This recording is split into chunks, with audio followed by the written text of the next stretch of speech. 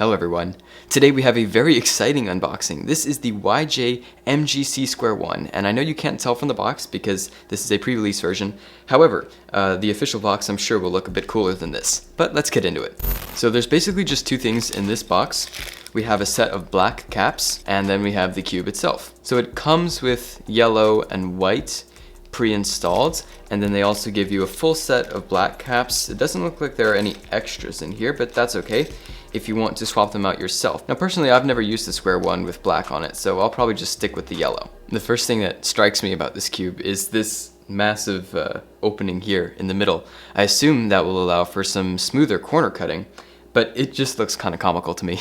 I'm coming from the Volt V1 where that hole is much smaller, so it's a big difference. So let's go ahead and do some turns.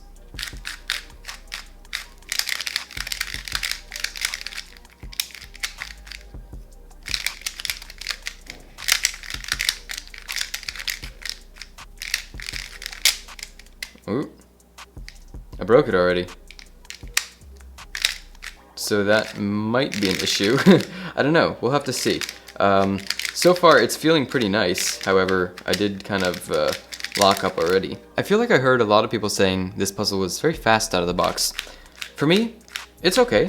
Nothing crazy though. The top and bottom layers are nice and controllable, a bit sandy, but I'm sure they'll break in.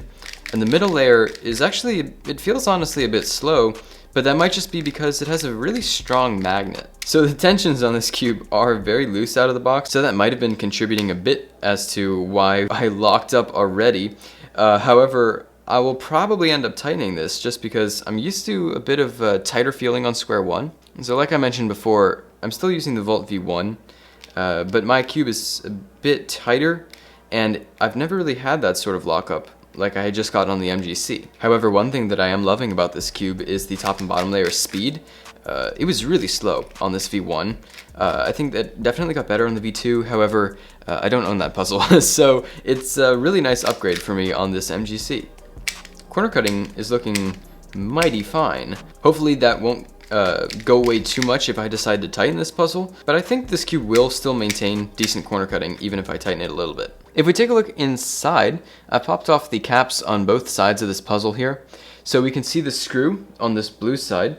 I'll probably end up tightening that, and then down here we can see there's a pretty chunky magnet, which is probably why the slice turns are so clicky and so strong. And then a difference between this puzzle and the Volt is that you have magnets, but only in one position on the cube.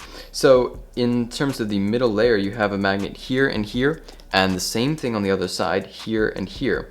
You don't have them under like each edge and both corners. I don't know if this will really change the feel. This is just something that I observed that was different. This is the only screwdriver I have on me. It's from the GAN 11M Pro.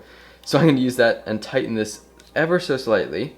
Alright, update. This was not strong enough. So I'm upgrading to an actual YJ screwdriver. So now I can actually tighten this thing. I think I only tightened it about a quarter turn, but it feels much better. I can do pretty long, fast algs pretty reliably. It doesn't feel like it's popping now. Spoke too soon. Same alg as before. Maybe I just need to work on my finger tricks. I don't know. Okay. It pops back into place pretty easily though. Is that a plus? It shouldn't need to, so no, it's not. I'm gonna tighten it a bit more and hopefully that will help. Okay, I tightened it another quarter turn. It still feels pretty loose, so I'm definitely gonna have to play around with these tensions, or, honestly just adapt my turning style to be a bit more precise. Yeah, I can definitely feel myself still locking up a little bit.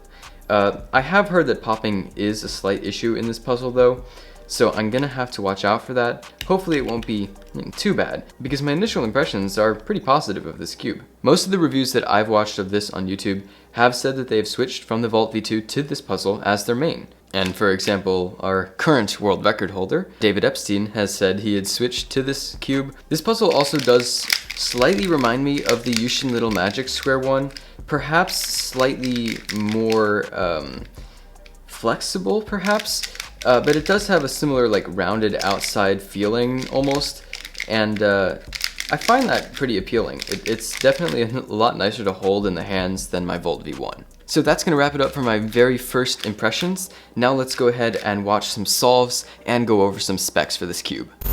These solves you're watching now were filmed directly after I unboxed the cube. I had tightened it a little bit, but I hadn't lubed it at all yet or fully broken it in. That said, my solves in this session were slightly slower than my average, but not too bad.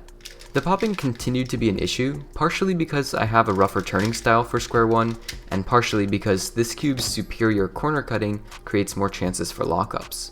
In terms of the feeling, this cube feels like a typical MGC line cube, slightly harder plastic with snappy turning. To me, it feels like a heavier, more flexible Little Magic, and this feeling is definitely growing on me. The cube is more expensive than the Little Magic, however, coming in at $20. This makes it the same price as the Volt V2, which most people consider to be the best on the market prior to the MGC's release. As you all saw in the unboxing, this cube comes with black caps that you have to replace by hand. This is a pain, really. The Volt V2 gives you the option to buy it with either yellow or black caps for no extra price, so you don't have to swap it out yourself. This is not only more convenient for the customer, but also less wasteful.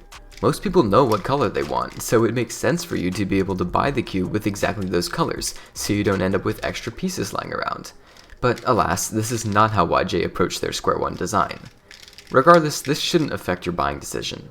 What it comes down to is that this cube is looking like it's the best on the market, and at such a competitive price, I would recommend it to everyone looking for a high-performing Square-1. I'd like to give a huge thank you to TheCubicle for sending me this puzzle to review. There will be a link in the description of this video if you want to pick it up from their store, and remember you can always get 5% off of all your orders from TheCubicle with the discount code LCC, so be sure to use that code. That's all for my first impressions of the new MGC Square-1. Thanks for watching.